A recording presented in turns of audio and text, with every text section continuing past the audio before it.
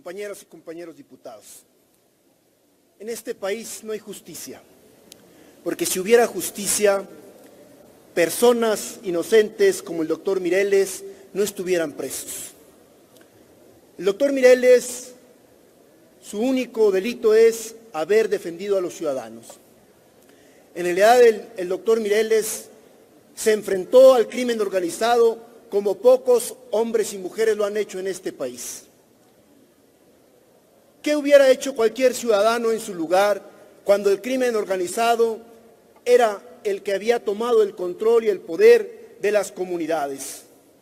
Cuando el crimen organizado era el verdadero gobierno en la sierra de Michoacán y en muchísimos lugares de este país.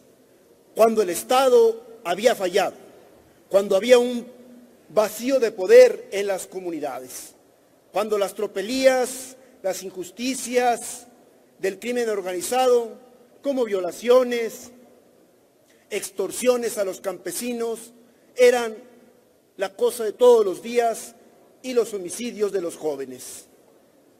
El doctor Mireles hizo lo que legalmente se podía hacer: utilizar la legítima defensa, tomar las armas como un ciudadano, organizar a los ciudadanos y enfrentar lo que el gobierno federal, municipal y estatal no estaban haciendo, que era enfrentar al crimen organizado.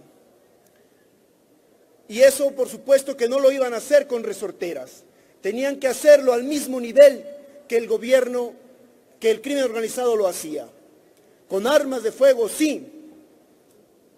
¿Y por qué entonces el gobierno federal hoy lo reprime? Porque llegó el momento que lo que no hizo el gobierno federal y las autoridades estatales y municipales, lo hicieron las autodefensas. Porque llegó el momento en que las autodefensas y el mismo doctor Mireles se había convertido en un personaje en todo el país y había invitaciones de muchísimos estados y de muchísimas poblaciones para que encabezara un frente nacional de autodefensas. Pero más aún, el proceso penal del doctor Mireles está plagado de irregularidades, de inconsistencias jurídicas, porque el mismo gobierno federal, que no había podido con el crimen organizado en Michoacán y que no puede aún, se sentó a dialogar, le registró las armas de fuego, más de 7,000 armas de fuego, incluso de las de uso exclusivo del ejército, estaban registradas por la misma Sedena. Y aún así, incluso utilizaron a las autodefensas para combatir al crimen organizado, que ellos no pudieron.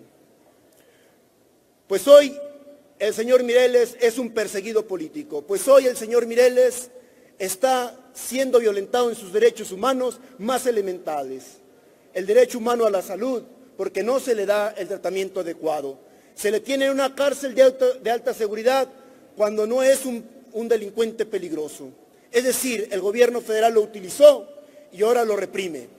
Por eso hoy le pregunto al presidente Peña Nieto, ¿usted qué hubiera hecho si viviera en una comunidad como esta, asolada por el crimen organizado, donde violaban las mujeres, en donde se asesinaba a los niños y a los jóvenes, en donde se extorsionaba a los campesinos?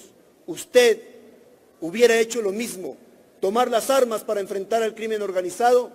Porque usted le ha fallado a los mexicanos y a los ciudadanos, porque el Estado no le dio la seguridad a las comunidades. Las autodefensas encabezadas por el doctor Mireles hicieron lo que debían de hacer. Hoy exhortamos al Poder Judicial y a la PGR para que liberen a la brevedad a alguien que debíamos reconocerle el trabajo que hizo por el Estado mexicano. Es cuanto, presidenta y compañeras y compañeros diputados.